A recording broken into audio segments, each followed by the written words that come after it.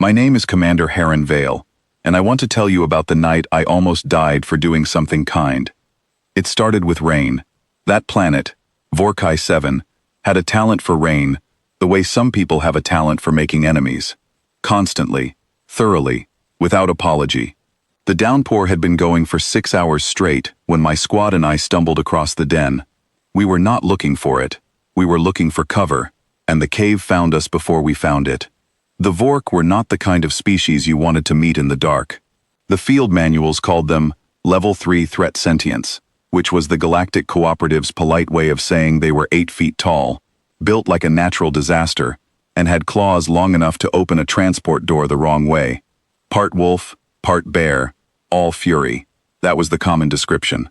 Nobody on our side had gotten close enough to ask what they called themselves, mostly because getting close enough required surviving the conversation. The war had been running for 11 months. Both sides had good reasons. Neither side was listening. Standard situation, really. 2 species sharing one planet, and deciding that the sharing part was optional. So there I was, soaking wet, separated from the main column after a rock slide destroyed our relay equipment, leading 3 soldiers through terrain that seemed personally offended by our presence. Private Osei had a sprained ankle, and was pretending he did not. Corporal Yuen had been quietly rationing the last of our food for 2 hours, and was trying not to show the math on her face.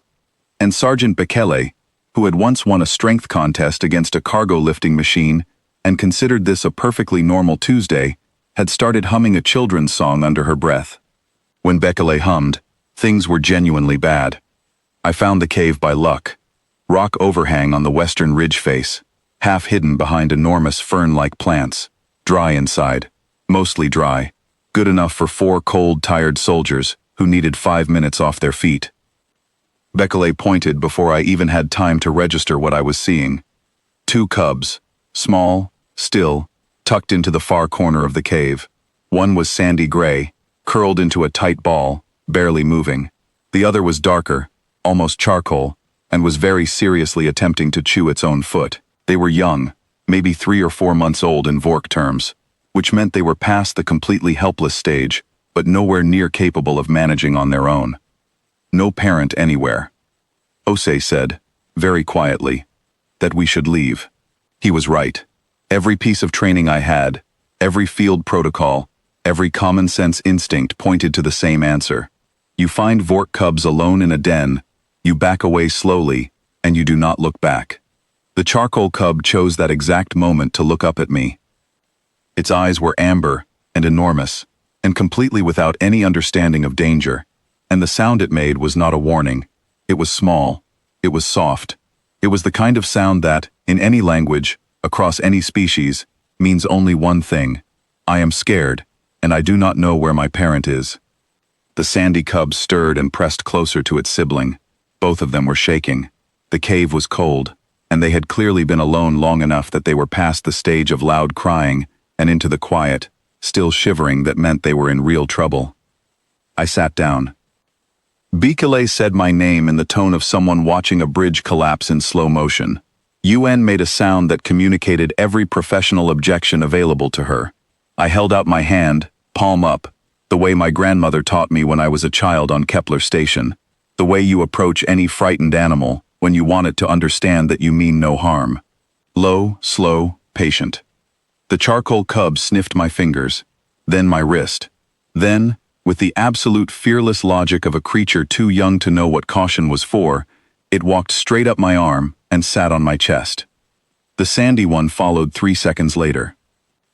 They were warm. That was the first thing I noticed, how warm they were. All that small creature energy packed into tiny bodies.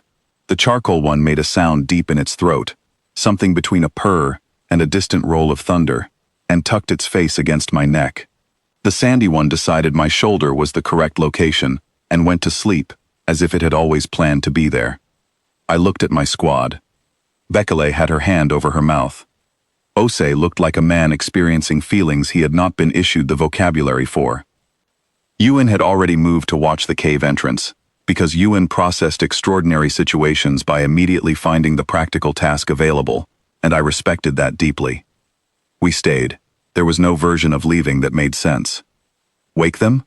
Walk out into the rain with two frightened, shivering cubs and abandon them to the dark? The field manual would have told me to go. I knew the field manual, but I also knew what it felt like when something small and frightened decided, against all evidence, that you were safe. You do not break that. So I sat still, one hand on the cave floor, one resting as gently as I could against a small back that rose and fell with each breath. Bekele kept watch. Osei leaned against the wall and closed his eyes. The rain continued outside, steady and indifferent, and the cubs slept. The alpha came back 3 hours later. I heard it before I saw it. That is the thing about the Vork. They carry a sound in front of them, a low vibration that bypasses your ears entirely, and speaks directly to the part of your brain that has been handling survival since before your species had words. It filled the cave entrance. Then the alpha filled the cave entrance, and there was very little room left for anything else. 8 feet of wet, furious parent, claws out, every ridge of fur raised. The sound it made was not something I could describe as a sound. It was closer to a decision the air was making. Osei went completely still. Yuen's hand moved to her sidearm, but stopped there. Bekele had already positioned herself between the alpha and me, which was the bravest possible thing, and also, mathematically, not going to help. I did not move. I could not move. The cubs were still asleep on my chest. If I moved suddenly, I would wake them, and waking them would startle them, and startled cubs would make noise, and the alpha's current emotional state did not have room for additional information. The alpha's eyes found me, found its cubs. I watched something complicated move across its face. Shock, then something that might have been fury, then fury pausing to look at what it was actually seeing, then something I did not have a name for. Then it went very still. I held eye contact. My grandmother taught me that too. With a frightened, angry creature, you do not look away first. Looking away is what prey does. You meet the eyes calmly, you keep your body open, you breathe slowly, and you let the animal read you. I breathed in through my nose and out through my mouth. My heart rate was doing things that would have concerned a doctor. My hands were still. The alpha looked at my face, then at the cubs, then at my hands, one on the floor, one against a sleeping back, both visible, both empty. The sound it was making dropped in pitch. I could not speak Vork. We had not gotten that far, but I had read the xenobiology assessments, the ones the cooperative kept trying to classify because they complicated the narrative. The Vork were pack animals in the deepest possible sense. Communal care of young was not a behavior for them. It was as fundamental as breathing. They could read threat posture across species because they had survived long enough to learn it from everyone they had ever encountered. I did the only thing I could think of. I looked down at the cub on my chest, and I looked back at the alpha, and I shrugged. A small, honest, helpless shrug. The kind that says, "What was I supposed to do?" The alpha stared at me for a long moment. Then it made a sound I had never heard a Vork make. Low and complex, with something layered inside it, that the xenolinguists would later argue about for 2 weeks, before agreeing it belonged somewhere near. I do not understand you, but I am paying attention. It sat down. Not an attack, not a retreat. It sat in the entrance of the cave, blocking the exit entirely, and it watched. We stayed that way for another hour. The rain kept going. The cubs slept. Bekele exhaled for what seemed like the first time since the alpha had arrived, a long and careful breath that she was trying very hard to make quiet. Osei's face had the specific expression of a person revising a fundamental belief in real time. Yuen watched the entrance and did not stop, because Yuen did not believe in stopping. When the charcoal cub finally woke up, it stretched. An enormous, whole-body stretch that took up far more space than something that size had any right to occupy, and then looked up and saw its parent. The sound it made was immediate and pure, and completely different from the one it had made earlier. Not fear, the opposite of fear.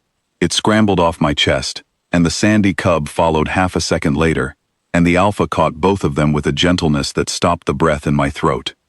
It gathered them the way parents everywhere gather the things they love, as if the world is fragile, and everything precious is temporary. I stood slowly, hands visible, movements clear and easy to read. I nodded at the alpha. I am still not entirely sure why. It simply felt like the correct thing. and walked toward the entrance. It stepped aside. We walked out into the rain. Nobody spoke for a long time. The jungle closed around us, wet and dark and loud with water, and the four of us moved through it without saying anything, because there were no words ready yet. Yuen finally said, very quietly, that what had just happened had, in fact, happened. I agreed that it had. Bekele walked beside me for a while, and then said that in 6 engagements, 3 contested landings, and 1 incident involving a malfunctioning supply machine she was not permitted to describe, she had seen me make decisions. She paused. Then she said it had been the right one. She did not say anything else, and she did not need to. That was 3 years ago. The peace talks started 8 months later. I know one night in a cave does not end a war. Wars have too much behind them for that. Resources and history, and people on both sides who have lost something and need somewhere to put the anger. I am not going to tell you that 2 sleeping cubs changed everything. It would be a clean story, and clean stories are usually not honest ones. But I will tell you what I know. The Alpha had a name. The closest our linguists could get was something like Vrekharan, which translated, once we had a working language between us, to the one who holds the line, pack leader of the Northern Ridge, one of the primary reasons our supply routes kept failing. 6 weeks after that night, a Vork group approached one of our forward positions under a signal flag they had learned from our intercepted communications. They asked, in the careful simple words that had been building between our sides in contested zones, to speak with the human who carries young without harm. Bekele walked me to that meeting herself and stood at my back the entire time. Vrekharan was there. I recognized the eyes before anything else. Amber, steady, containing something that a field manual does not have a category for. We did not talk much. The language was not ready yet, and some things do not wait for language anyway. We both knew what the other was. We both knew what had happened in that cave, and I believe, we both understood that the question we had each been running, for 11 months, was the wrong question. We had been asking whether we could win. The right question was what we were actually doing. The peace process was long. It was hard. There were moments in the 2nd year where I was genuinely unsure it would survive. There were incidents and setbacks and people on both sides who had not been in that cave and found the whole thing deeply uncertain. I do not want to make it sound easy, because it was not. But it held. Someone will write the official history of what followed. They will write about the frameworks and the territorial agreements and the mediation process, and all of it will be true, and all of it will matter. But I was there at the beginning, in the rain, in the dark, holding 2 cold small things that had decided I was safe before they had any reason to think so. And I was there when their parent had looked at that and made a choice that had nothing to do with tactics. There is a word in the Northern Vork dialect, Vethmar. The linguist who cracked it explained it to me as meaning something like the one who earns trust before they know they are being tested. She told me it was one of the highest things one could say about a person. She also told me, and I have spent a long time sitting with this, that it was the word Vrekharan had been using for me in negotiations from the very first meeting, before the formal agreements, before the frameworks. From the beginning. I think about that cave, the rain, the dark, 2 small amber eyes looking up from a cold corner, asking a question that had no words in it. I think about what my grandmother said, that you learn everything about a person from what they do before they know anyone is watching. I could not leave them in the cold. That is the whole truth of it. Not strategy, not diplomacy, not any kind of plan. Just a person in a cave, with 2 frightened small creatures, and no good reason to walk away. Maybe that was enough. Maybe that was, in the end, everything.